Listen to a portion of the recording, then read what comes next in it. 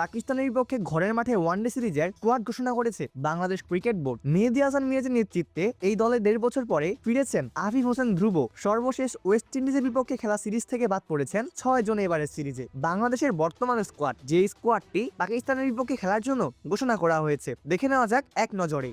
মেহেদী হাসান মিরাজ, অধিনায়ক সৌম্য সরকার, সাইফ হাসান, তানজিদ হাসান তামিম, নাজমুল হোসেন শান্ত, তাওহিদ হৃদয়, লিটন দাস, আফিফ হোসেন, মাহিদুল ইসলাম অঙ্কন, উইশাদ হোসেন, তানভীর ইসলাম, মোস্তাফিজুর রহমান, তাসকিন আহমেদ, শরীফুল ইসলাম ও নাহিদ জানা।